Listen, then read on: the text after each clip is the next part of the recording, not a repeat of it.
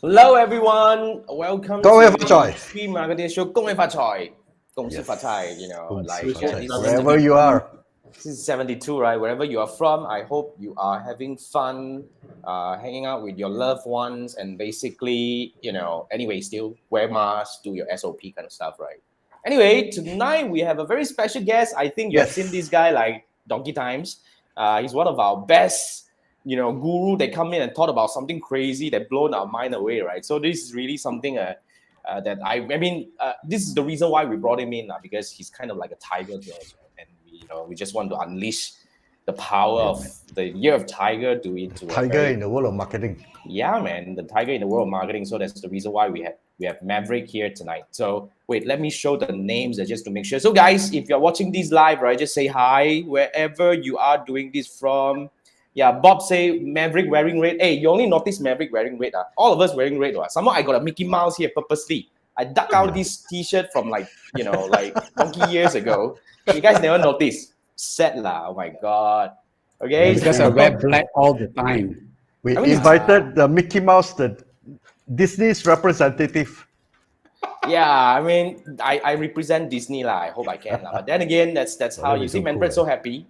Don't know for what reason. Okay, by the way, I just want to share with you, if you watch NFL, the Super Bowl, whoever wins, then they will say one thing, no. Oh, see you in Disneyland. It's actually a paid speech, no. Paid speech. People who won, they are paid to talk in front of the camera and say, see you in Disneyland. Why must be Disneyland? So because the attention is there, once they win, then they look forward to their first statement. The first statement, see you in Disneyland. It's some sort of promotion. And obviously, Jason must be paid by Disney. Hey, not bad if it's paid by Disney. Hey, okay, no. By all means, please, Disney, come and talk to me, man. I wear these all the time. I changed my whatever, right? I no longer want to wear the navy blue anymore. I go with this. Okay.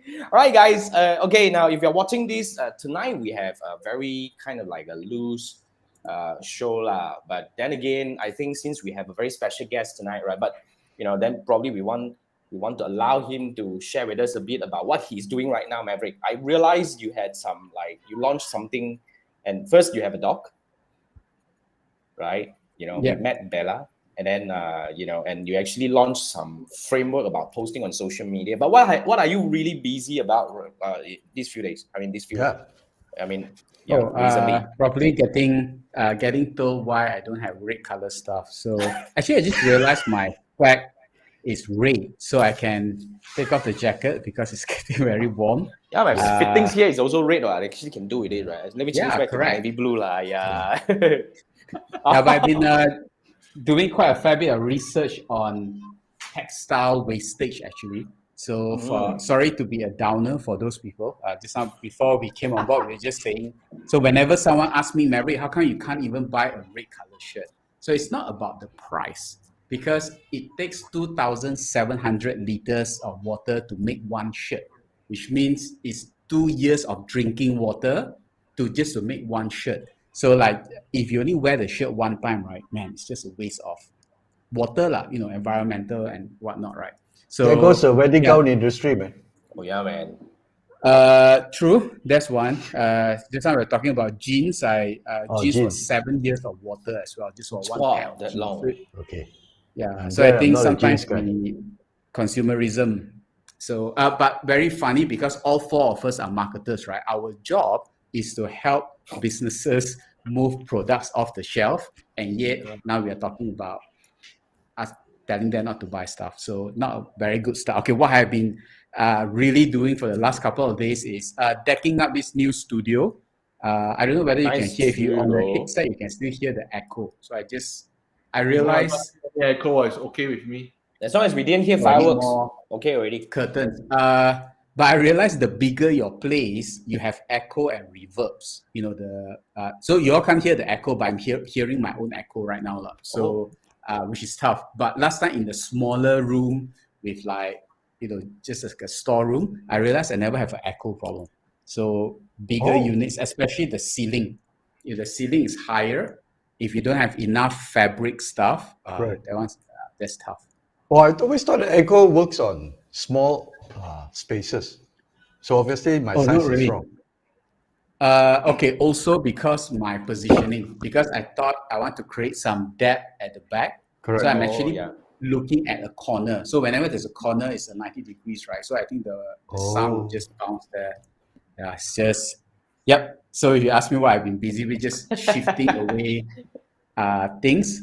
Yeah, and because prior to that, also learning some stuff about YouTube marketing. So one of the reasons why setting up this studio is also there's another wall over here that's white color. So the idea is to have different backgrounds because we can are going shift, going to YouTube marketing this year, which I think is going to be Awesome. big. Yeah, although very slow to enter the game, but well, with Jason leading the way, why not, right? I mean, so that's I wouldn't pretty say much what I've leading been the way doing. lah. I wouldn't say leading the way, Yeah. but I do agree that YouTube is one area that everybody have to start looking into because, like the other day, I was just sharing in my workshop talking about YouTube marketing. Essentially, I think social media is getting very fragmented, but then again, right, YouTube is a place where kind of like everybody is going to. Like your kids Correct. at 1-2-year-old, that's where you actually fit them, right? I call this the digital pacifier. What the hell? And then basically, when you grow old, you got nothing to do. You stay home, you watch YouTube. Like the other day, I mean, in the past few days, I've been watching a lot of YouTube videos, and I actually do a lot of research on YouTube. And it's not like a social media because YouTube is not a social media. It's a place where we are there with the intention to consume information. Correct. So I think it's really a place you need to look into. So yeah, if you guys are interested, you can actually go to my YouTube channel if you're here. I've actually shared the video in all the trainings that I did. The last one was the one that I actually did last Friday, talking about my YouTube learning journey. So I think that's a good one. So Manfred, Yes. but what are we going to talk about today? Not me talk about it's just that I suggested since this is the start of the year, All right. let's go back to the basic. So the topic today is actually marketing fundamentals. Interesting. Marketing fundamentals. But Maverick, before we start with Manfred's questions, right? I mean, I don't know, I wing it if you can catch this. What do you think are the most important fundamentals for marketers to master? Wow. That's a good one. Okay, in this day and age, right? I think curiosity, because Like if you say technology, I think you just can't catch up anymore. Like, I think there's 198 social media platforms today. So I mean, we have like 3 big ones over here, like with LinkedIn and Facebook and whatnot. But if we have to kind of prepare for all the new social media is going to come, it's going to get more fragmented actually. So like for example, Clubhouse. So eventually the smaller groups, so you won't see another Facebook anymore. I think okay, I could be wrong, but you won't see another big Facebook anymore. Is even as big as Clubhouse was, right? It never reached the scale of Facebook. So what does it tell us? It basically tells us that people actually, they are selective on what platforms they actually go for. So and just actually what you mentioned about YouTube is interesting because YouTube is not, they call it social media platform, but if you don't comment, you don't like or do anything, right? It's just another TV, which means that it's just going there for the sake of consumption. So that's why a lot of times when marketers or even those kids who are studying marketing, they always ask me what is what's one skill that they need to have. I say rather than skill, I would focus on attribute. If you can continuously be curious, like just like what Jason mentioned, I'm curious with YouTube, and YouTube is 2008, right? Started in 2008. Yeah. It's been there for for 16 almost years 15 already, years. right? Yeah, 15, 16 Yeah, there's years. still new things to actually look at. There's new stuff on Facebook as well. So if the moment we say, I think I know enough about Facebook already, then guess what? They're just going to come and surprise you with something else, right? So if we can always be curious with human behavior as well, like just what Jason just mentioned. If we know that YouTube people go to YouTube to consume, right, which means that the video that we create have to be of a certain length, the quality have to be there to engage them as well. Those hyper short TikTok kind of videos the technique may not work on YouTube again. So I think if we always have the curiosity, right, we always like to experiment. So if you ask me fundamentally, that's curiosity. So 2 ways to apply this. If you are a business owner, if you're hiring a marketer, how do you find someone that's curious, right? Just ask them, hey, in the last 3 months, what's a new discovery or something that you learn about either yourself or something that you do. If the guy can't don't know what to answer, right? Gone. Then you know already lah. The Yep. person is not exactly not growth mindset, but they are just not naturally curious. Yeah. What about the second one? Oh, second one would be for ourselves. Have a growth. I realize growth have to be intentional. So if you don't set aside the 1-2 hours, I think Andrew, you mentioned it before. Like, do we set aside some time to just consume all the video one shot, or just do it ad hoc? I realize if you don't set aside the time, right? If you don't have a plan, like this year, for example, me, I want to focus on doing YouTube. So first month is post-production work, for example. So set a plan to learn about post-production stuff. What are the lightings I need to use and stuff like this. If it's not deliberate, right? You can wing it, but I think it's better for you to plan and let those other stuff that wing it to be spontaneous. So as you discover, because if not, you're just sitting by the bus stop waiting for information to come. What if the bus change the route that day? Then guess what? No information is going to come. So those two things I think would be useful as a fundamental. Awesome. Thank you so much for sharing. So guys, if you're watching this, right, I'm not sure why you're here. It's second day of Chinese New Year anyway, but if we are so really curious, kind of right? So if you're curious about anything, okay, I would recommend that you post your questions in the chat, because this is where we will kind of like do whatever we can to kind of like satisfy your curiosity, the level we can. But then again, seriously, I think Manfred has got a lot of very interesting questions. I think it's jumping here and there, but then again, let's go by. I'll bring up the questions one by one and Manfred, you wanted to say something? I'm saying that because it's jumping here and there, because I want to have variety. I don't want to zoom in into something. I can look at the questions. I feel very interesting. Okay, let's go with the first one. We're going to use Manfred's question as a trigger for us to. I think it works. It works. To someone else. Let's go. So it's just going to trigger something. There you go. Let's go. We talk about platform. Wait. No. I don't want this. I bring up this one. This one. Yes. Direction, strategy, tactics, skills, and tools. You see, you powerful, man. You pack so many questions in one. How? Now you see, this is a whole package thing that I see. Okay. So I met a lot of people for the past few months. So a lot of people keep approaching me. Hey, I need to learn Facebook. I need to do Google search. Yeah. Then the thing is, it still don't work. It's not the tool is not working. This is tool level. Okay. Let's don't delve into that story. As a marketer, I tell stories. Since this is Chinese New Year, the 12 zodiac, so I share a simple story with you all. Just bear with me. Bear with me for a while. So I think you all heard before the tortoise and the hare racing, right? Wait, storytelling have to do storytelling. Wait. Sorry, I'm Eric. Not you. Let me bring up the storytelling. The rabbit and the tortoise racing. Okay. Right? So imagine if the rabbit has a Ferrari and the tortoise has a minivan. So this is the two. So you think, confirm is the rabbit, the hare will race because he got a Ferrari. So this is 2 level. So you think that you're there already. But skills involved. So if the rabbit or the hare doesn't drive very well in Ferrari is too powerful for him, he might not win. So that's skills level. Okay. But skills level is not sufficient. You need tactics as 1 level up. Say example, if the rabbit actually has the Ferrari and he can drive a Ferrari very well, but he go and take the country road, uneven road, he never take the highway. So the tactic might not be correct. And above all, the strategy, the direction is the most important. So say example, from Singapore, I want to go KL, but the rabbit say, I don't care, I want to head south. I want to head south to go KL. Everybody will know Singapore go KL is heading north.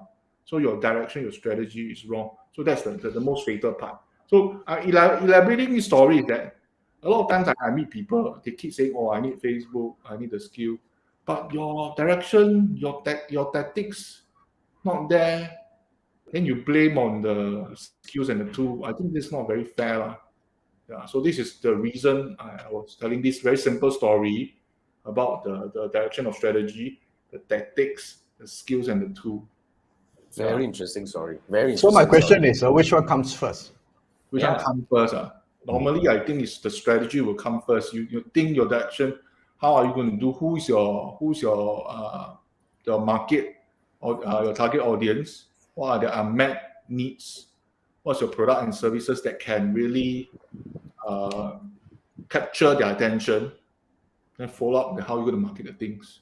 So the part that the unmet needs are a lot of people didn't clearly address or even mention about the market size, total addressable market size, unserved market size, how big. And normally this kind of things is the minor detail. I give you one example for Singapore case. Last time I served for national service, when I get out of camp, every 500 plus people come out. Everybody call taxi. Then the time is still calling. Then the main comfort line all jam up. Nobody can go anywhere. Everybody is very upset. But this thing keep happening every weekend. Nobody is doing anything. So there's a gap. And nobody address it. Then came Uber and Grab. Then they address the problem. As in, you wanted the transport, but you don't want to talk to someone, because no matter how many hotline you call, 500 plus people all at one shot at one area, how to serve? And the hotline cannot pick up the call at 500 people at one shot.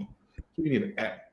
Although I admit the app also unable to get 500 people all at one time, but at least it solved a partial problem. So a lot of times people didn't see the detail. You're upset.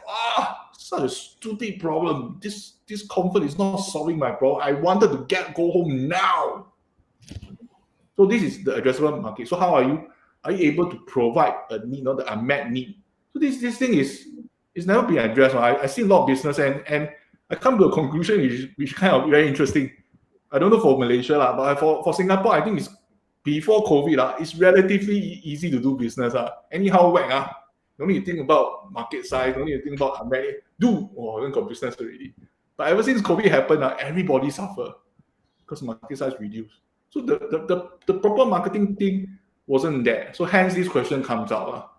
Okay, enough means of talking. Let's our guest and our fellow co-host. You brought us to don't know where, kind of like. But then again, I think it's a very good question where I think what you're trying to address, correct me if I'm wrong, my friend. I mean, I think what you're trying to bring up here is a lot of people look at the problem. I mean, they don't look at the problem as a whole. They only look at what they believe. Yes. They got a product and service. I believe you will want to do, but I never do survey. I never understand my customer. I never ask whether you want or not. You think that he's really Steve Jobs. I believe I want, then you confirm will want also. So that's one very fatal thing. Then the whole thing cannot market or cannot push. You send out Facebook, you send out Google. Nobody click already, don't want to sign up already, don't want to buy. Okay. I don't know whether you guys catch this the way I catch this. It's kind of like an entrepreneurship question. Yeah, it is. I don't think it's just a marketing. Correct. That's the way I look at it, right? So I got a privilege of talking to this guy who kind of tell me like, because marketers, we are all marketers over here, we are good at strategy and tactic. But a lot of business consultants, right? Last time it used to baffle me like, hey, if you're good in business, marketing is one part of it. How come you can't hire me to do the marketing consultancy part? Because business, there are 4 functions: SMOS, sales, marketing, operation, and finance. So they only can see things from a certain level. At the tactic level, right, that's where marketers or sales or whatnot, or even finance. So even at the business level, they will know, hey, we need to do more foreign investments. Okay, but I don't know what kind of foreign investments are. You go and figure it out. So the finance guy, the CFO, go and figure it out. So we need to differentiate what is the tactic and what is the strategy. So at the business level, it's strategy. At the marketing level, it's tactic. Because, okay, simple example, sell chicken rice. So there's this uncle nearby, sell chicken rice for $5. Okay, so I saw his business very good. So okay, I go there and basically I say, I'm a new guy. I make the same chicken rice and I'm gonna charge it at $4.50. Okay, I do $10. So my tactic that I use is I give 10% cheaper, and I managed to steal some of the customers over. And then after that, he decided to go free fall. You know what? $2 per nasi lemak, which means that I'm for chicken rice. And then in my mind, I'm thinking that, damn it, like for every chicken rice that I sell at $2, right? If I really follow that tactic, I'm gonna lose money, man. So I don't know how the heck that he's going to make money, because I didn't know that he supplies to all the chicken rice stalls in Klang Valley. So that stall he opened up is just to entertain friends only. So we sometimes don't see the strategy, we see the tactic. So if we apply that to marketing, right? So for example, let's say Andrew is my competitor. Both of us do email marketing consultancy. And every time I see his posting, he go to LinkedIn, he do posting, and then I also follow. But that is the tactic. Tactic is something that people see. But I didn't know that after he posts, the moment someone comment, he PM dekat tepi, he PM them on the side. And then that's how he actually gets the sale. Yeah, that's the part that I don't see. So I will copy of Andrew's strategy. I just do posting. After 1 month, I get nothing. And then I see he changed car already. Damn it. So I say, oh, maybe I'm lucky or stuff. It's actually not that I'm unlucky or what. I copied the wrong thing. If I had copied his strategy, my tactics could be different. I would have probably arrived at almost the same result. But if you copy the tactic, sometimes we can get deviated. Yeah, that's what I thought. So there's always we must differentiate what's the strategy and what's the tactic first. That I totally agree, 100%. So I think what Manfred was trying to bring out here is you believe a lot of people focus too much on the tactic, but fail to see the strategy side of things. That's why when they're talking about you want to learn Facebook, you want to learn YouTube and all that, right? But eventually you're just looking at, I just want to learn to do it, but you never try to understand the fundamental, what is really the big picture that connects all the dots. Correct. Yeah, I think that applies to a lot of people also, because a lot of people because they see other people doing it and seem to be successful. They say, okay, the only way to grow your sales is to advertise on Facebook or no, whatever. But it's I think like here, Jason, you're expert in Facebook, and then Andrew, you're expert in email. But we all know that in the funnel, these two have to work hand in hand, because the Facebook ads that Jason does, maybe 1 out of 10 buy on the spot.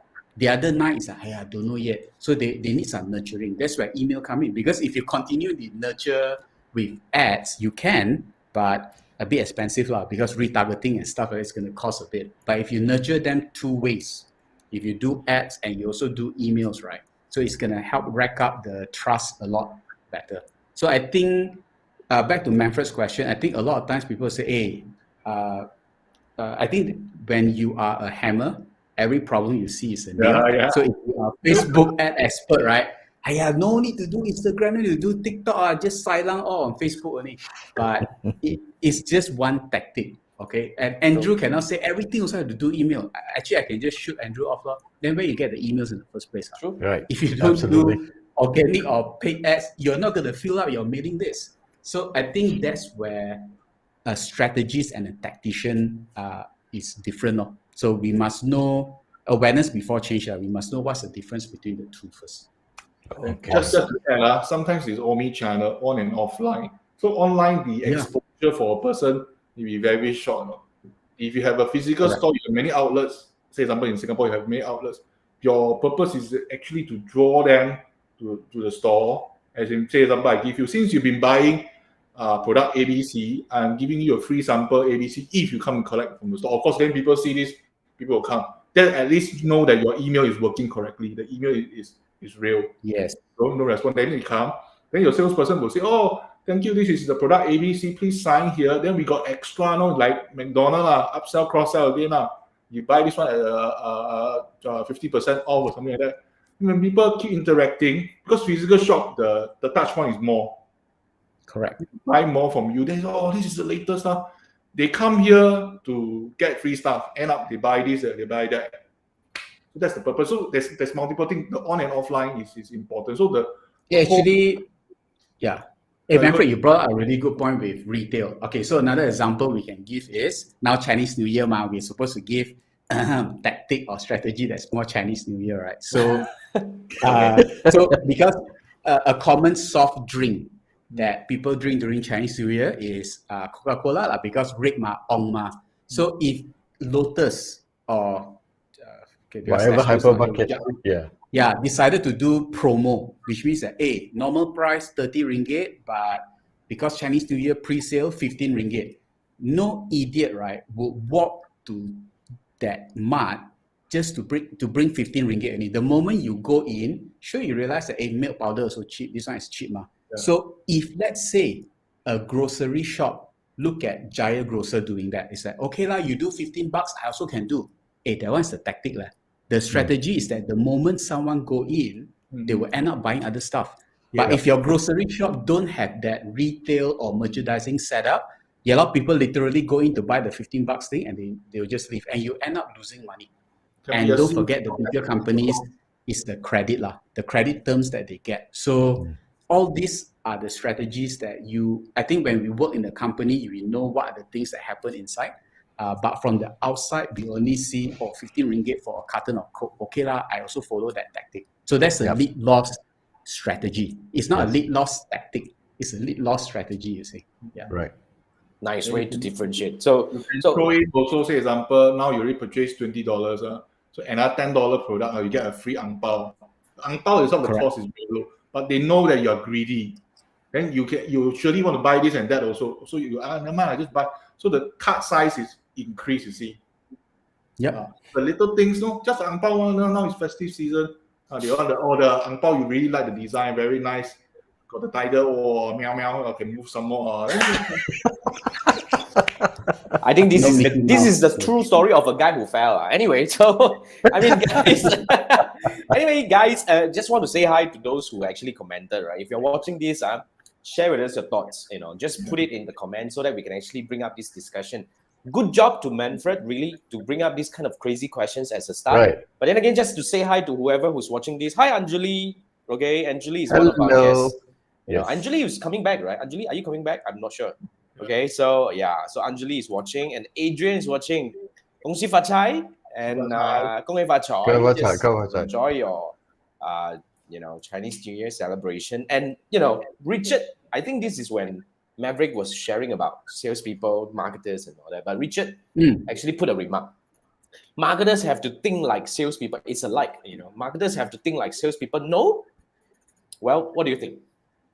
Actually, marketeers and salespeople must work hand in hand, because the salespeople are the front people who actually communicate with the customers on a daily basis. So they get a lot of intel.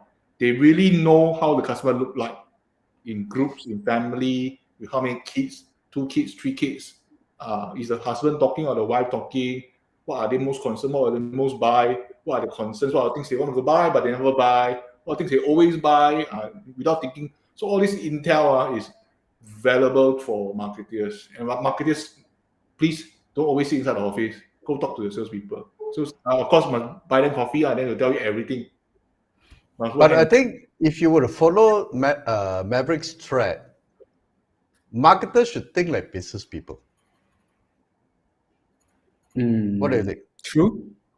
Okay, I don't want to put anyone in the silo, but the truth is that all of us have done sales before, and we also know salespeople. They are some of the most egoistic people on the planet. The purpose of a marketer is to protect the salesperson's ego.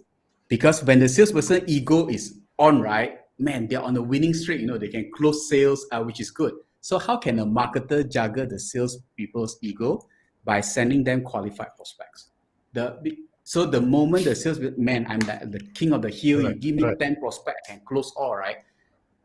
It actually does the business really, it helps the business really a lot. So I think segregation is never never important, like what Manfred mentioned. I think sales and marketing, they have to work together. But where business owners, the bosses come in is, you cannot measure the marketer with sales. Because with revenue and stuff, because the marketer's job is to get qualified prospect. So you should measure how many impressions you got, how many leads generated and stuff. So the KPIs are different. So that's why sometimes some business owners will ask, hey, Maverick, can you train my salesperson to become better marketers or not? I'll be honest, if the salesperson know how to do marketing, right, they will leave the company already. I can just go and look for all I need right now is another product or service. Or I can just take Jason's Facebook course. If I'm a salesperson who knows marketing, I'll just go, hey, Jason, you got a good product. Hey, come on, I sell for you, give me commission. Hey, I don't have to work for Jason. I don't have to work for a boss anymore, but I can take any product to sell. So that's why large companies they always separate the function one. Salespeople, marketer. I think sometimes they also like these two to fight so that these two don't realize that, man, if I know each other's skills, I can tell the boss really. Yeah, so Divide and conquer at its best. But It's most of the quite time, true, though. I most of think the time, I think it's true. Yeah. most of the time, Yeah. the sales marketing quarrel because of the MQL and SQL. So they think this is qualified to pass the sales. No, this one cannot. This one won't. This is not qualified. Tire kicker lah, waste my time lah. Yeah. So But one thing, the marketeers, some marketeers are also held ransom by the revenue because the lead don't convert to sale, also their fault. Because then I say, Correct. if the salesperson cannot make it, then how? Then my fault also. But you get it lah, also lah. Then the other thing is what we want to share is even you have a good salesperson, getting a good salesperson is really quite difficult. Building a good sales team is even more difficult. Then you want to duplicate the sales team, also provided the sales team willing to share. But no matter how you have a physical sales team, you are going to have a lot of difficulty scaling. And digital marketing can scale. Every time people ask me why digital marketing, I always say can scale. Scaling is the most magical part that traditional marketing having a lot of problem doing. Digital marketing can do that. But of course, I'm saying digital marketing is not magic. I always like to tell people digital marketing is not ATM. It's not you key in the PIN number, all the money will come out. No, it doesn't work this way. You still have to know your customer, know their needs. How are you able to address their needs itself via all the messengers? Like Facebook, you come out with 10 different copies to see which angle actually will respond. Then you know, this audience, this segment actually are able to have some reactions to based on some of the messages.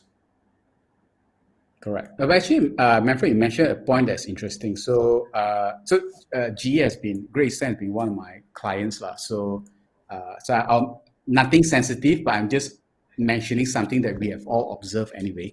So Great Eastern in Malaysia, they are the largest insurance company, 20,000 over agents. And then AIA is pretty close lah. But here's the interesting thing. So a good analogy of sales and marketing in the same industry, because both companies are selling the same stuff. They are selling insurance policies. So even as consumers, right? Frankly, I don't care like AIA or what. You give me the best plan can already. I don't care which company you're from. So how can they differentiate? Actually, the strategy itself, you notice is very different. So if you drive around Klang Valley, right? If you just look at the billboards only, if you look at a GE billboard, 60% of the time is on recruitment. Come and join the company, become an insurance agent, Whereas AIA, you will see they actually talk about their product. They get Nicole David. They launched this AIA Vitality Card, which I think is brilliant because anytime when I queue up at Jaya Grocer, sure God, I can hear one, Mister, you got AIA Vitality Card. No, after listening to 10 times, right, I will take up my phone and I'll Google what the heck is this Vitality Card. Very true. Even better than billboards actually, Very because true. I just get on listen and already on the phone, I was just curious. So these are two companies, AIA versus GE. GE is more sales centric. Why? Because they realize that if I got more sales agent, can sell more, so I recruit. Whereas AIA understood the concept of marketing. If I can make my product easy to sell, it makes my salesperson's job easier. And back to what Manfred mentioned, I can scale marketing. But it's going to be quite hard for me to scale my sales force. If 20,000 is 20,000, to get another 100 more, it's not easy, man. But to scale marketing, if I know this ad do well, right, boom, I put in another 100K. And then it's going to make my salesperson's job easier. And more people want to join AIA right now because my company market. So that's why if you look at local franchises in the past, franchisees are always complain, stupid, I give you royalty to the franchisor, the main company, you all never do marketing for me. But McDonald's, after giving a few percent, they always do marketing for us. Because big companies understand if the marketing is done well, the salesperson's job become easier. So that's another case in point as well. Different tactics, different strategies, but same product. Since you talk about insurance normally got two main things that is the most important. One is the brand. People seen the brand before. Great Eastern AIA won't collapse one. will be there one. They got Correct. the claim, confirm can get the claim one. So that's the branding part. That people see your brand. Not some kuching kurak brand come in, then you don't go, I don't know what brand this is. Okay, that's the one part. So the brand name. Then the other part, the reason when people buy insurance is heavily relying on the insurance agent, whether the client really like the agent or not. If the agent give me the kind of face I don't like, then sorry, I don't feel your love, your dedication, then people won't buy. So mainly these two areas. But I also agree what Maverick has just shared with us. But the tactics, I don't want to comment. I got a lot of friends working there. They call me. Hey, it's my client, okay? So there's a little more. Hey, yeah, man. But I think it's fair. You know, this is really a good comparison. You know, it actually gives us a very, I mean, good comparison between these two job scopes. So I think there is no right or wrong, Richard. But thanks for bringing up this point. But I guess eventually, depending on what the company wants, and marketing and sales both are very important. And I do agree that they work hand in hand. And somehow or rather, you probably want to consider divide and conquer, right? So that's kind of like how a lot of bosses are doing anyway. So. Okay, now Richard has a good question. Thank you so much for sparking that discussion. Let me Just see. to do a shout out to our friends from LinkedIn, because our app apparently cannot track LinkedIn's responses. That's right. So we've got Jeffrey from Engine Baylor, we've got Sharon in, and Anjali, of course, Rizal, and obviously Bob. Welcome to the show, guys. Bob is also watching on YouTube. That's right. Bob is also watching YouTube. Bob is watching both places. It's just called omnipresent, so this is omnipresent. He has multiple devices. devices From multiple platforms. Okay. So Bob was there. Right? He was commenting the Maverick wearing red, right? So that's a good one. Okay, now, wow, good conversation. I like that. I think somehow rather, because we were actually kind of like having a discussion, how do we want to position this show? But then again, first thing first, this is a show that started by just three dudes wanting to come together and chat, and on top of that, we invite some friends like Maverick, to come over to share their thoughts. But then again, I guess the value of the show is really through the conversation, like how Maverick shared with us some of the case studies or some of the examples of good podcasters that he listened to. So if you guys have any questions about marketing or kind of like digital marketing or marketing in general, feel free to pop in the chat, whether you are on whichever platform that you are in right now, right? But I want to lead this, discussion into another question that Manfred brought up. This is very interesting. I mean, this is kind of like a 1,000-year question. Branding and marketing. What's branding and versus marketing? What do you think, Manfred? Since you brought up this question, what is your thought? Give me another rabbit and tortoise kind of like. No story. Yeah. Okay, marketing, I think everybody knows. Marketing is to deliver your message to generate interest. But before that, sorry, Manfred, I want to creep this up. This is a scary comment that I want to bring it up. You're watching from Maverick's house. Okay, what's that, man? I don't know what you guys are talking about. House, man, because unless I have to go out and see that. Yeah. Okay, Manfred, continue. Sorry about that. So I would say marketing is to deliver your message to generate interest. Then for branding, is when we receive the mark to share the stories, to influence the message, to nurture the relationship, and to build the trust and customer loyalty. So they are doing beyond the message itself. So which one should come first? Normally, when I start this journey, I thought branding will come first because people will relate to the brand. But after you do so much, I think branding is slightly more after the marketing. How you guys think about this?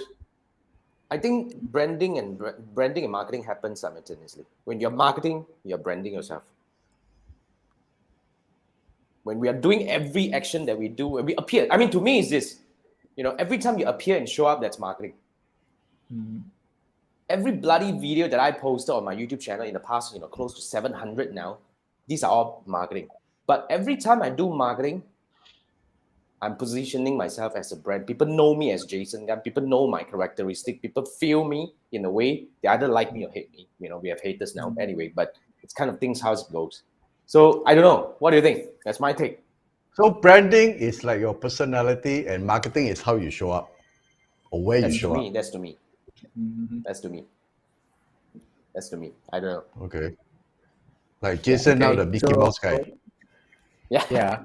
Okay, the way I look at it is because as a as a dropout, so a lot of times this kind of stuff, right? It's like people are always asked when I was younger, what's the difference between all this kind of stuff? Because not only they don't teach you in school, but I think they got teach like this. I wasn't listening. Plus, I was. Same here, man.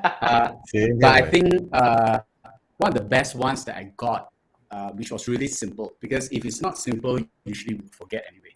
So branding is always the story that the target audience, it could be clients, it could be prospect, the target audience play in the head. So it's the story that they play in their head. It's not the story you tell. Because sometimes the story you tell and the story they play in the head is different. Okay, sometimes you can force them, hey, no, we are like this, but in their mind, they already think of something else already.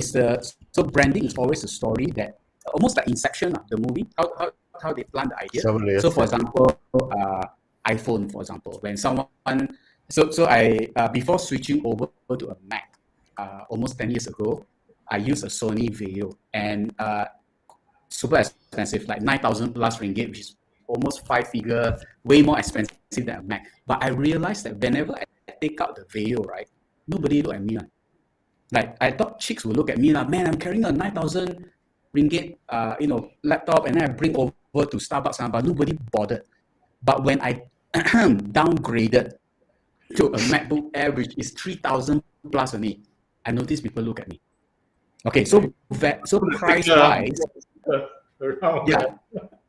Somehow, because the moment I open, the light comes up, people are like, oh, Mac, wow, very creative, are you, Maverick? I'm like, okay, what gave you?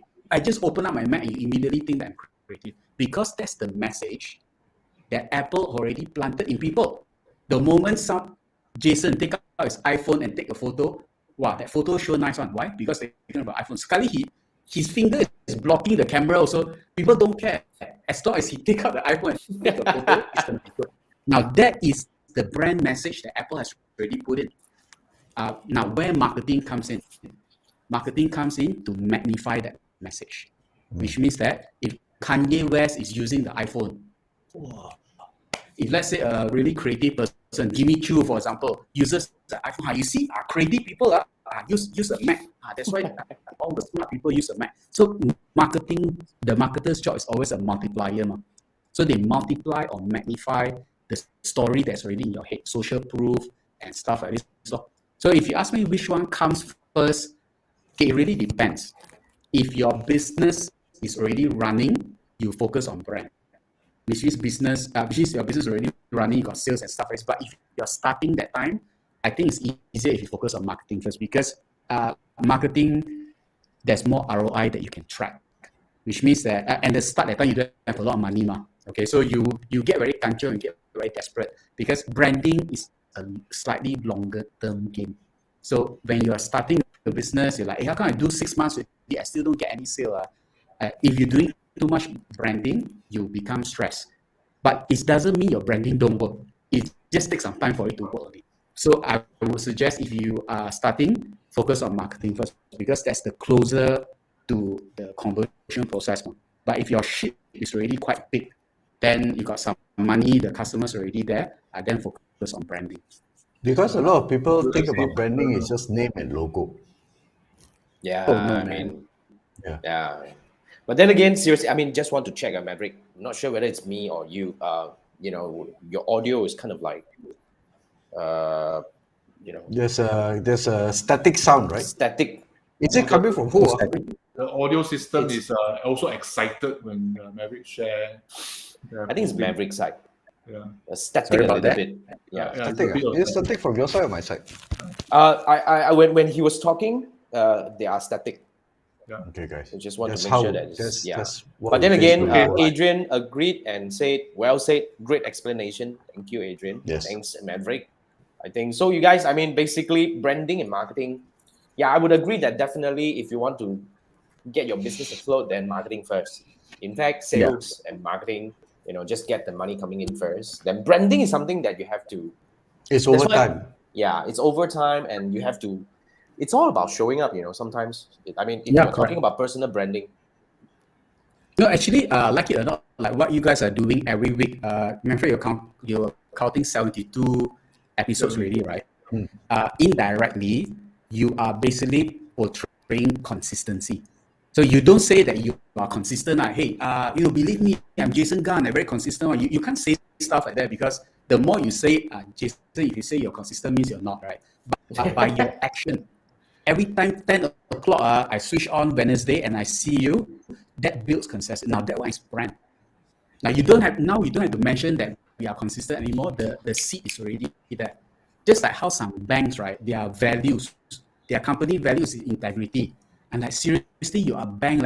That one is automatic assume, which means I put in money with you. I trust you to have integrity.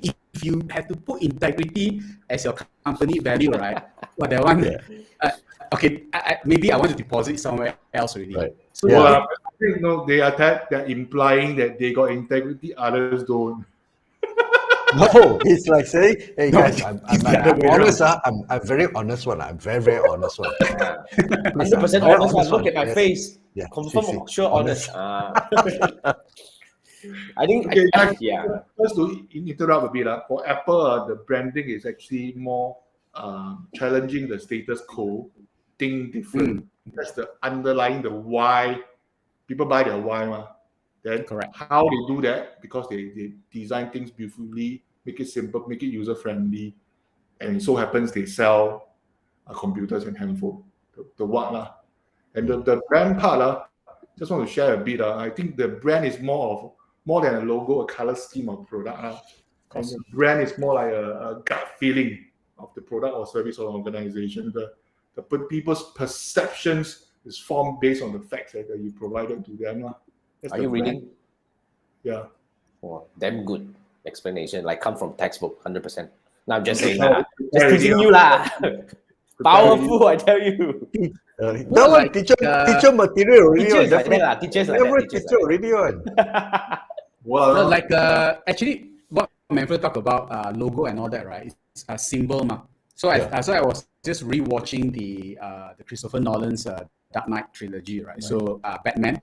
So the moment the moment the light comes out at night, right? All the criminals are in fear already. But actually, Batman could be asleep. He could be dead actually. But the moment the logo is there, shit, they're scared. But yes, Andrew, what you mentioned, as I just realized that it was made. The Dark Knight Rises was 2008, right? 2010. But I realized the movie aged really well. Like if you watch it back. Other than handphone, usually handphone is the worst really. You know how dated a movie is when you see the handphone that they use. Like Matrix, for example. So my son had never watched Matrix before. So I'm thinking until he's like maybe 20 years old, only show him the Matrix, right? But the moment he see the Nokia banana phone, that's one is old movie already. But the whole concept of the movie, I realized it over 10, 12 years, right? It still holds very well. That's why I believe Christopher Nolan. So being is a great storyteller, and that is his brand as well, correct? Frankly, if you ask me, his later movies like Tenet, all that is not as good as the previous one, but people still bang on him. Why? His brand is really there, and whatever shit movie he wants to do right now, he can do lah. But last time, I had to quite because the branding is not there again. So that itself is also a story. So I think as a marketer, sometimes you also as a philosopher, almost everything you can see branding, marketing, or sales in process, even though it's not in business. Yeah. I guarantee you, every time you watch his movie first time, you don't understand, and you have to pay ticket to watch the second time, third time, fourth time. That happens to me. So he's earning a lot of money from the followers. Then somehow with all the conspiracy theory, people see it in a different angle. Then it's blown up in the internet. Yeah, people can discuss. Like Inception until today, Inception is 2010. Until today, 12 years, people still ask, hey, actually the gasing got dropped or not? Yes. Until today, still got people ask. Did he really go back? No. Yes. It's what Dark Knight and Inception is. Sometimes when you don't feel like working, you just go back to these movies. You just don't want to watch the rest already. It's always refreshing. It comes from different angles. Correct. But having said that, I have to credit the Hans Zimmer, the composer, because I realized music composers, right? Oh yes. If you watch a movie without the music, man, the actors have to act until shit come out. Then only the emotion will come out. Yeah. But if without the music, so I realized that sometimes marketers are also like the music composers, because the salesperson is the one who bring the sale back, but who engineered the process. I'm not saying the marketers should take all the credit, but it's a team effort. So after watching a few movies, and someone actually challenged me, try to watch the movie without the music. Man, Gladiator, Russell Crowe, it won't bring a single tear to your eye if there's no music. Also done by Hans Zimmer, so one of the greatest composers out there. So next time we watch movie, we should look out for who actually created the music. Imagine Star Wars without the theme song. Right? Oh yeah. Yeah. Correct. Or the Darth Vader's theme. Correct. That's when he become very small, or like it's like one no guy presence anymore, right? Correct. Okay, so the music is marketing. So Darth Vader already got some kind of brand, but the moment the music come, even sometimes he didn't appear, the music is there, his presence is felt already. So that's the power of marketing. Right. So that's why brand and marketing you have to go together. So you cannot fight actually. So because it's too integral. We set up the scene for the sales to happen. Yeah, so in a way, sales and marketing can fight. Branding and marketing cannot fight. It's like a different layer kind of stuff, in a way. Correct. Okay, good stuff. All right. So, Manfred, anything to add on? Else, which question should I bring up now? I don't know. Any questions from this question, I actually wanted to put what is branding versus marketing versus advertising. Actually, I want to put that. I was thinking the one making the question super complicated. No, you started with the first complicated one already. What the hell? Yeah. Why stop there? Hey, Adrian put a good quote. Marketers are the composer, salesperson is the singer. Adrian is an artist, So marketers are the composers, the salespeople. That's a nice one. That's a nice one. Thanks, Adrian. Thank you. But different people can sing the same song to different results. So very true. Very true. Yeah. Manfred can sing. Come. I thought you wanted to sing one day. You say you're supposed to sing. Yeah. So which one, Manfred? This one. We go this one. This one, they're very deep, lah. You need to explain a little bit. This one actually quite interesting. This one actually I read somewhere, so I actually prepared something to break it up for your. You have to bring a brand consultant, this kind of question. So this one pass, the one, Okay.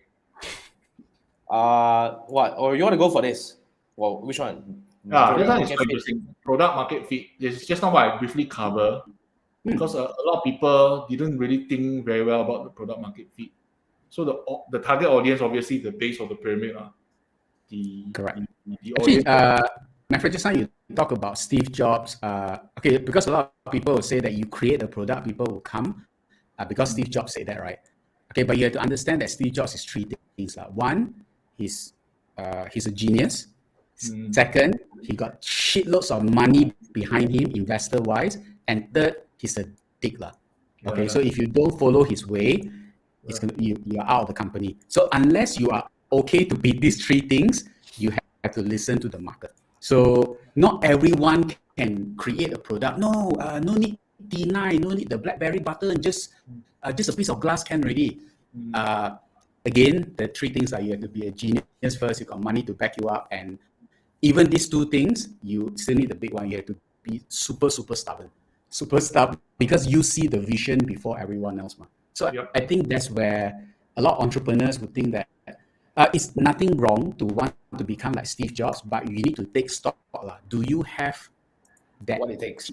Yeah, correct. So end of the day, I think listening to the market is a good start first. A lot of companies are trying to, they try to emulate what Apple does with regards to marketing and ads and all those things, but they fail to realize that Apple on average spends about $100 million in ads.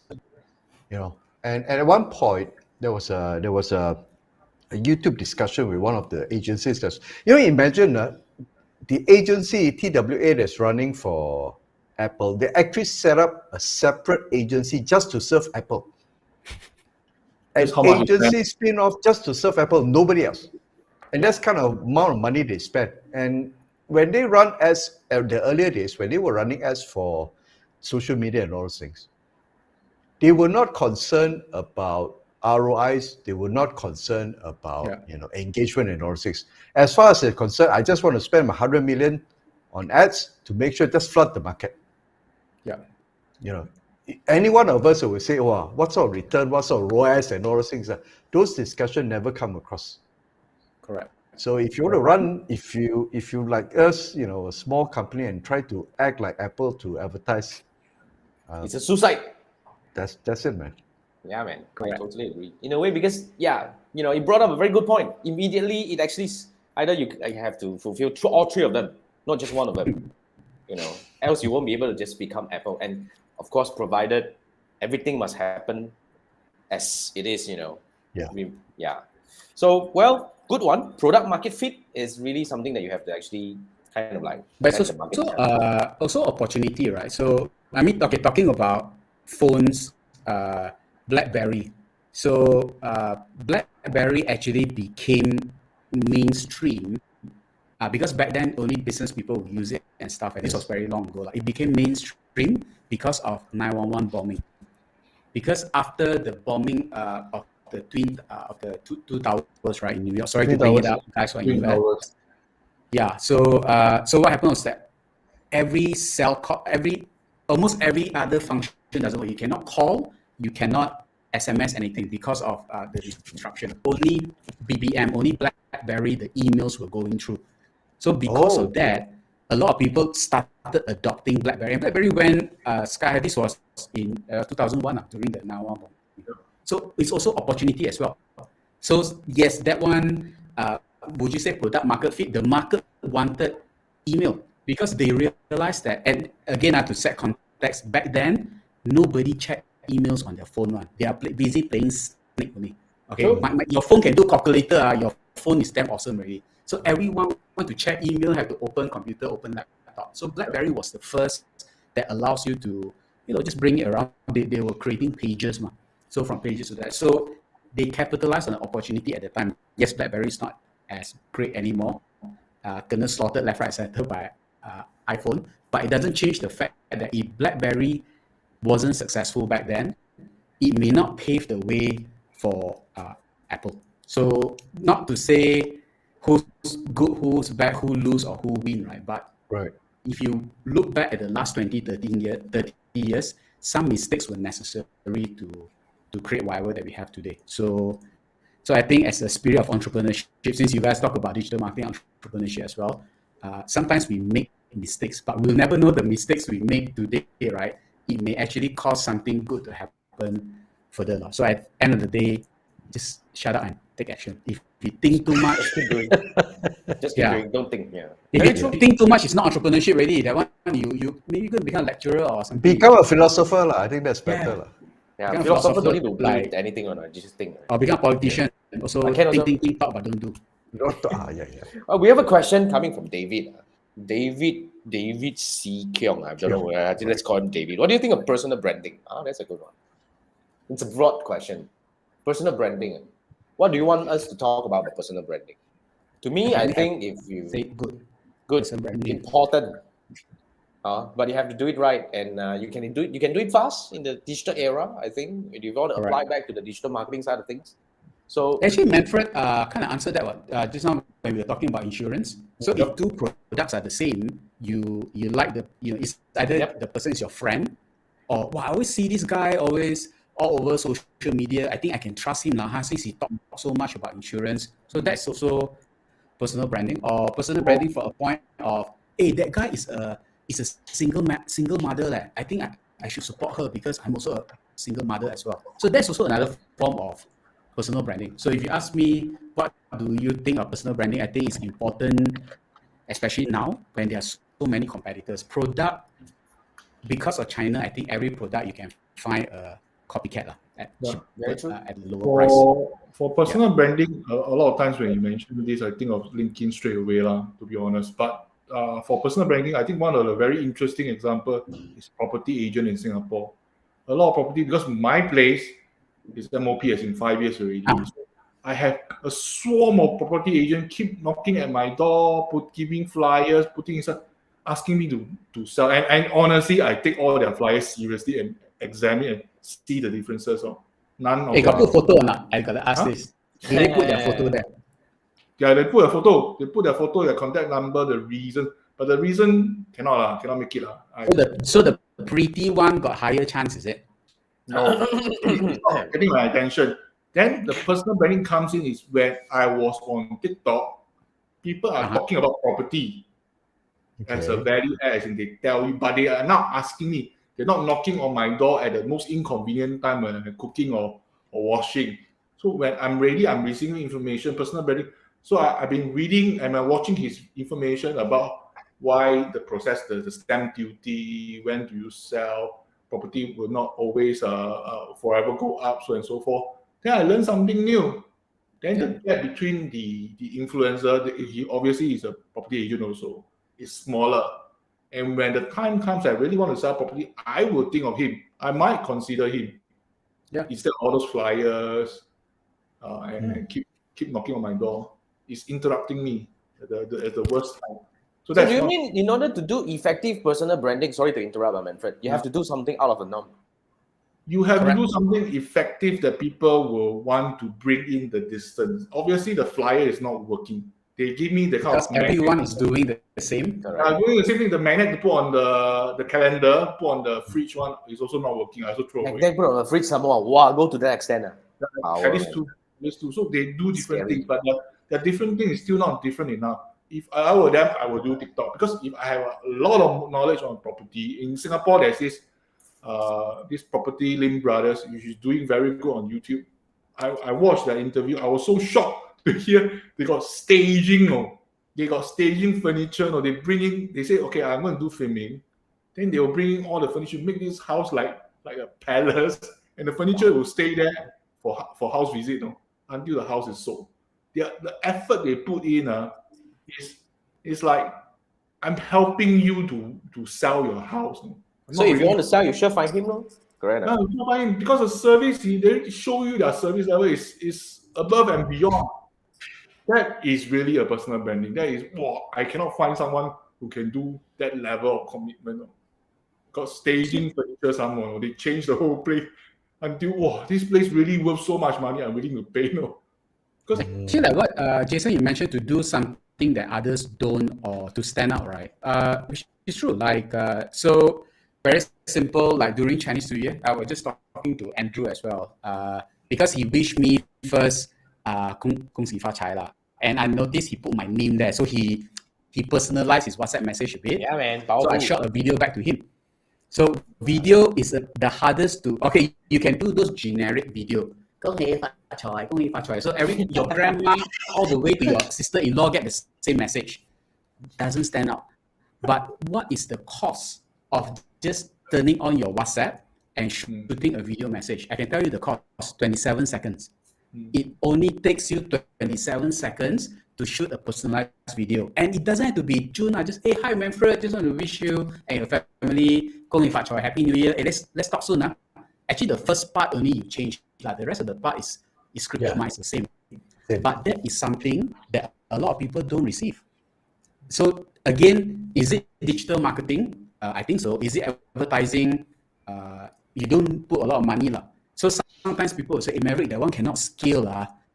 Hey, if you're in the service business, right, and you're telling me that 27 seconds, you can't put in 27 seconds to build a relationship, I think I shouldn't be buying from you. Thanks for giving up this one. This one comes back to the first question of the direction and the tactics and the skills and the tools also. Very interesting. Very interesting. But this one is just tactic only. It's just a one tactic that other people are not doing. Missing opportunity. Correct. Hey, 10 years ago, if I ask, hey, Jason, you must shoot a video which 恭喜发财. 10 years ago, he has to shoot a video, burn do everything set up, and then mail out. And then, hey, Andrew, you received my DVD or not? I didn't receive. Damn it. But now, everything's on the phone. Correct. And our phone, the front camera quality is so good right now that you just need decent lighting and maybe good microphone. Just a small thing that I think most people miss out. You don't have to do Facebook ads. You don't have to do email marketing. It's just pick up the phone and shoot a damn video. In fact, all the contacts are in your phone already. You can do all this. Exactly. So it's still you can still do this because we have another like 13 days to go for Chinese New Year, right? So go do it. The good thing with the phone is nobody's going to complain spam. Yeah, man. Yeah. Seriously, it doesn't go into spam. No chance. I mean, if they delete you from the contact, then obviously you're not a friend anymore. So. But I can tell you this, because I've been doing it since yesterday. 100% response rate. And response not double take. People actually respond. So, okay, you can say ads like the response rate how much, email response rate how much, but I think 100% is a bit hard to beat. Yeah. 100%. 100%. Yeah. So this is the little things. Correct. Yep. Yeah. So you get the idea. So the personal branding actually comes from many faces. A lot of people would think that personal branding is something difficult to achieve. I need to have a decent camera. I need to do all these things. To be very frank, personal branding is about things that you do. That's what I think. How you show up. How you show up. Yeah. How you show up. It's really how you show up. Okay, now we have two more questions. Let's try to cover this. First is coming from Richard. I mean, over time a little bit, guys, if you don't mind. Richard is asking ROAS sort of tactical metrics. Some marketing activities don't have direct link to sales. For example, top of mind.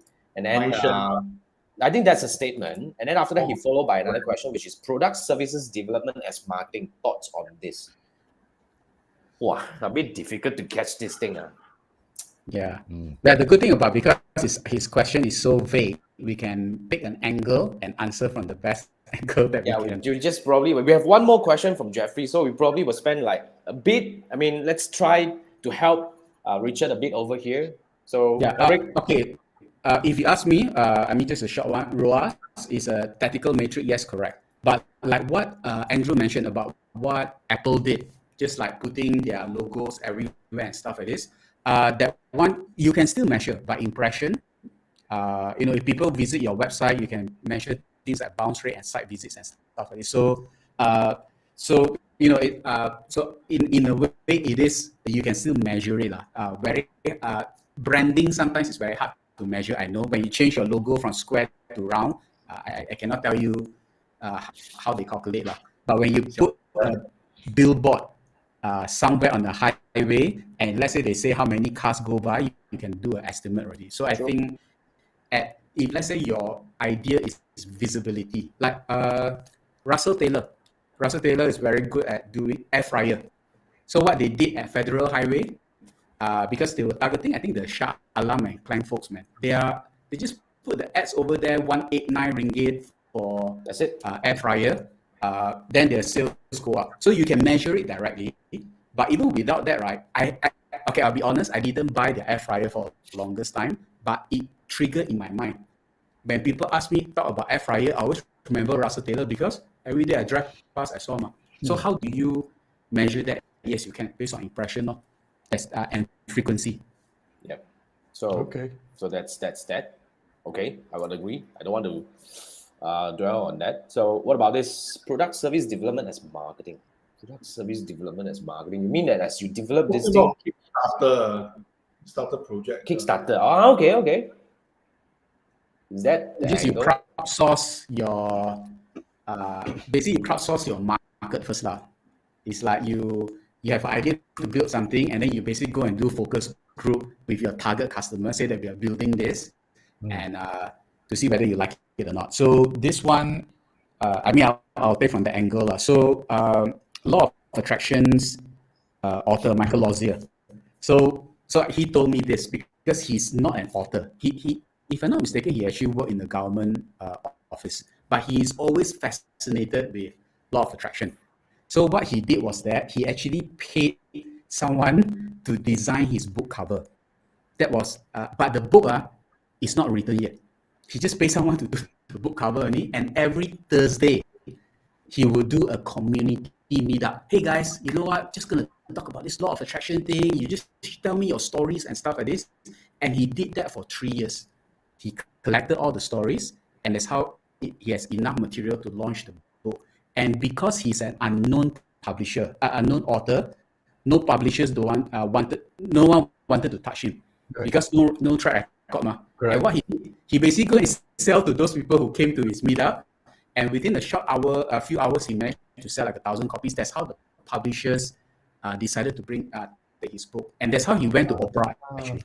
Powerful. So what he was telling me is that, what I got is you don't have to spend time to build the product first, but he did say he spent some money to ask a designer to do the cover. He said, hey, this is a book I'm going to launch, just doing focus group and stuff like that.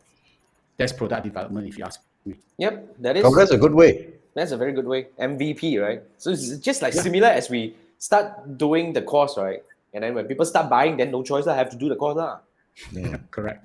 It's just like the thing that we did, right? Is I do it all the time. Nobody buy, then I don't need to do that. Because people buy, then okay, don't do it. Then do it. That's how. Yeah, that's a good one. Thanks, my friend. Okay. Now, I mean, want to bring us to the last question from Jeffrey. Jeffrey, yes. Yeah, Jeffrey is asking, marketing teams are finding it difficult to integrate with DevOps, environments. What do you guys think? I mean, first, help me with DevOps. What do you think? Development operations. Development operation environment. To integrate. Why are they finding it difficult to integrate? It's a technology issue, isn't it? Is it a technology issue? The culture, from the culture point of view, that cannot numb or what? Yeah, Jeffrey, I'm not sure if you are still here. Can you actually fill us in? Jeffrey, but if it's from a cultural, like people, character, background, then I would think it's expected, because marketers are supposed to be creative. You try to merge with the finance people. They say, hey, don't creative stuff. It's black and white. Operation is all about punctuality, what time, hey, your ROI how much, your ROI how much. So that's why sometimes even with the PR is sometimes the hardest to measure already. Oh, we do this PR event, then how?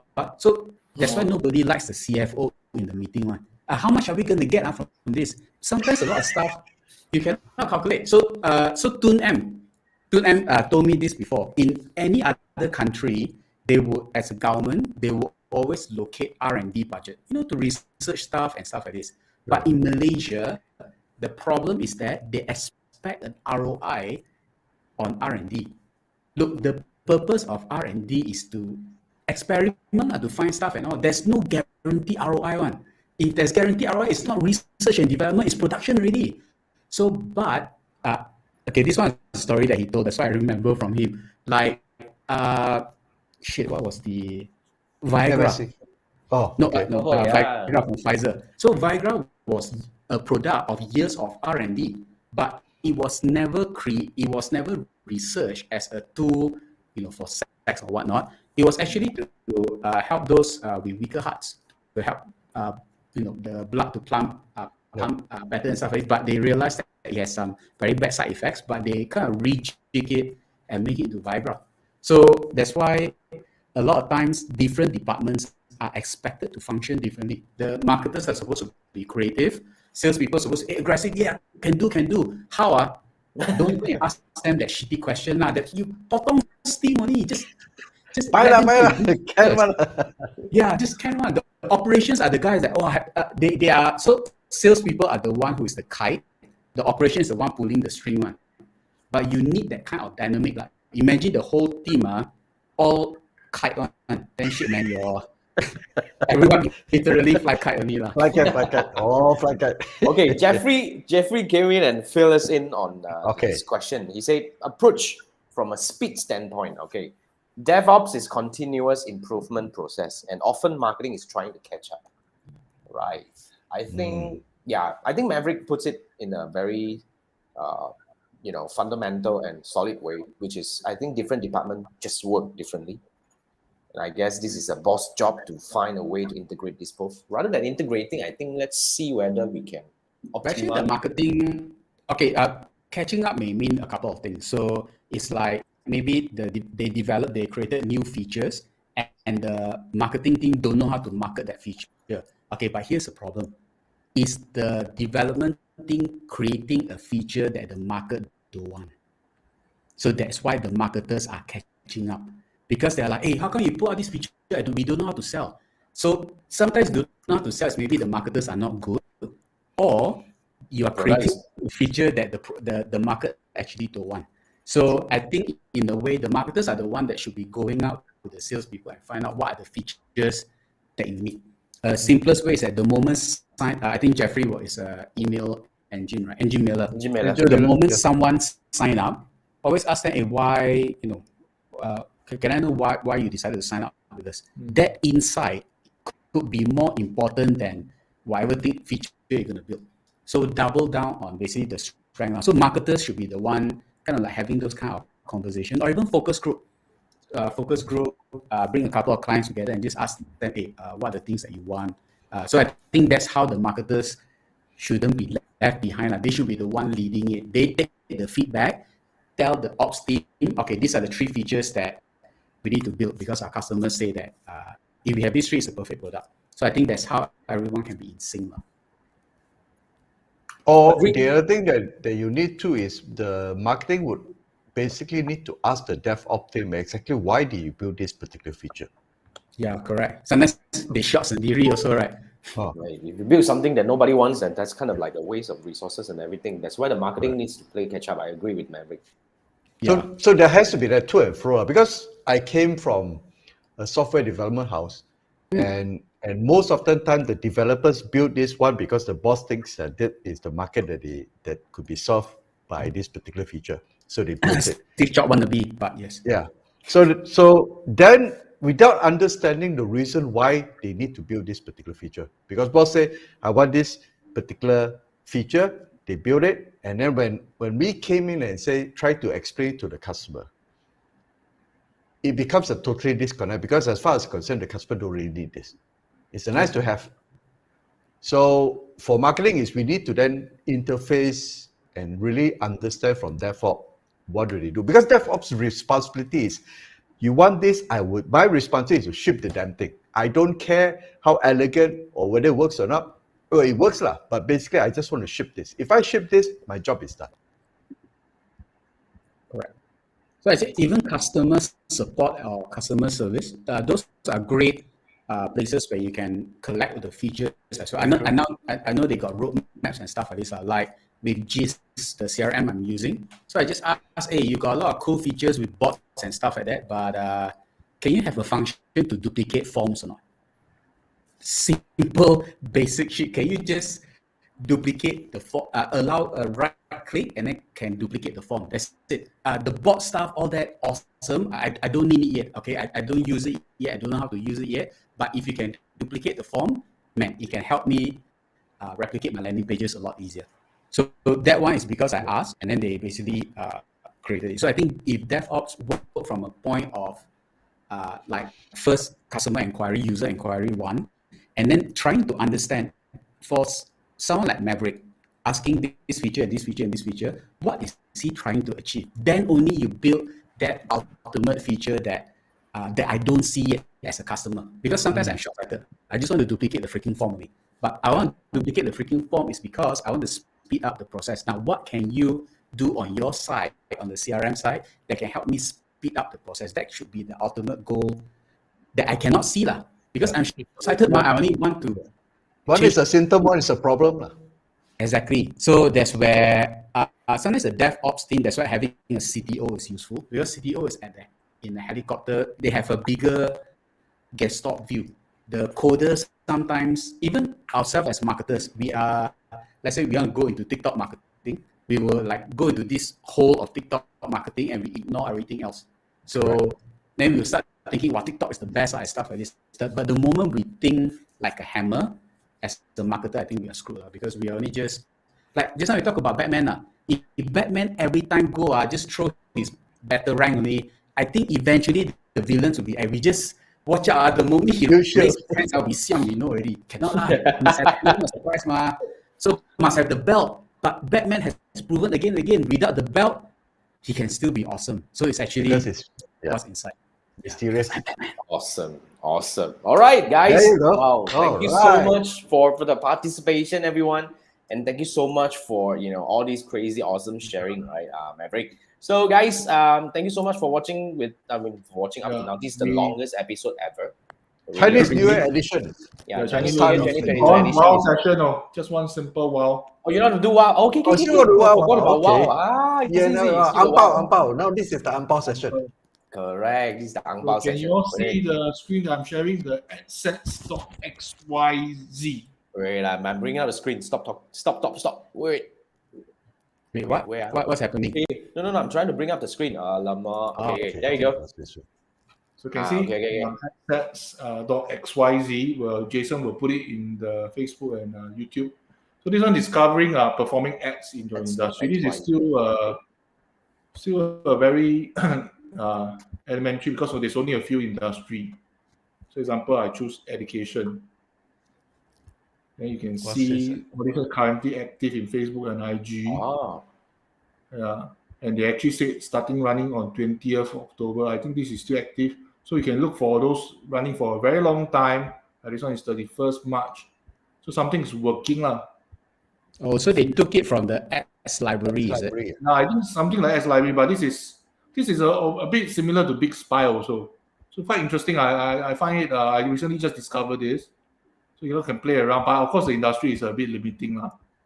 Yeah, but I think what you mentioned just now, Manfred, is correct. Like if you notice those ads that have been running for a long time, especially from a big company, right? Okay, it's either their marketing team sucks, or they got a lot of money, or the ad is working well. Because if they are smart and the ad is working well, they will keep it. Why do they want to keep running? It?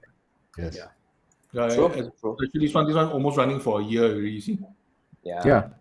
Copy out the copy and the images. So this is some references that well, imitation is the most sincere form of flattery.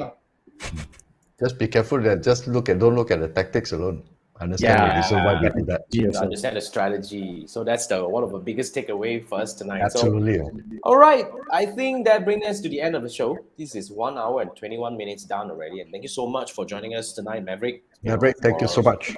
Spending your time with us and for all the awesome sharing. And thank you everyone who is watching up to now. And one more time, we would like to wish everyone happy Chinese New Year, 恭喜发财, and have a great Water Tiger year ahead. All right, we do this every Wednesday night. Join us next Wednesday, and we were gonna be discuss about what next Wednesday.